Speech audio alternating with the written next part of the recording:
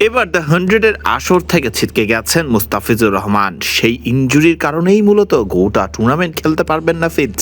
বিষয়টি নিশ্চিত করেছে দ্য 100 টুর্নামেন্টে ফিজের দল বার্মিংহাম ফিনিক্স। একাধিক দেশীয় ক্রিকেটারের নানা পর্যায়ে মাঠের ক্রিকেটে বাইরে থাকতে হচ্ছে এই ইনজুরির কবলে পড়েই। ওয়ার্কলোড বেশি হয়ে যাচ্ছে না তো টাইগার ক্রিকেটারদের?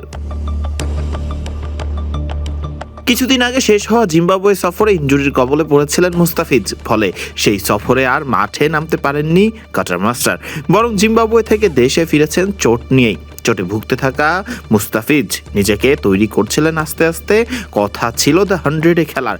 দ্য 100-এর দল বার্মিংহাম জানিয়েছিল মুস্তাফিজ দ্রুতই যোগ দেবেন তাদের দলের সাথে। তবে যোগ দেওয়ার কথা থাকলেও আর যোগ দেওয়া হলো না মুস্তাফিজুর রহমানের। বৃহস্পতিবার নিজেদের সামাজিক যোগাযোগ মাধ্যমে বার্মিংহাম ফিনিক্স নিশ্চিতভাবে জানিয়ে দিয়েছে চোটের কারণে গোটা টুর্নামেন্টেই তারা পাবেন না মুস্তাফিজুর রহমানকে। এর আগে জিম্বাবুয়ের বিপক্ষে একই সিরিজে চোটে পড়েছেন আরেক টাইগার পেসার নাহিদ রানাও আসন্ন অস্ট্রেলিয়া সিরিজে। ফলে দুই টেস্টের প্রথমটিতে নাও থাকতে পারেন নাহিদ। ইনজুরি না সারলে তো গোটা অস্ট্রেলিয়া সফরেই থাকতে পারবেন না নাহিদ রানা। অস্ট্রেলিয়া সিরিজ থেকে ইনজুরিতে ভুগছেন আরেক ক্রিকেটার লিটন কুমার দাসও। লিটনকে তো বিদেশের চিকিৎসাও নিতে হয়েছে ইনজুরিতে পড়ে। জিম্বাবুয়ে সফরে আবার ইনজুরির কবলে পড়েছিলেন শরীফুল ইসলামও। সবকিছু মিলিয়ে গোটা বাংলাদেশ দলটার এক অংশই যেন এখন পড়ে আছে সেই ইনজুরিতেই।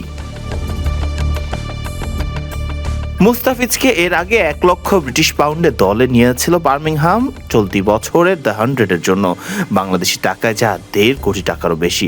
তবে ইনজুরির কারণে আর এই টুর্নামেন্ট খেলতে পারবেন না মুস্তাফিজ। এর আগে অবশ্য আবার আইপিএলটাও খেলা হয়নি মুস্তাফিজুর রহমানের। সেই আইপিএলে ফিজের না খেলা নিয়ে হওয়া ঘটনার পর তার জল কত দূর গড়িয়েছে তা তো সবারই জানা আছে। ফরদিন রহমান সকাল, বিডি ক্রিক টাইম।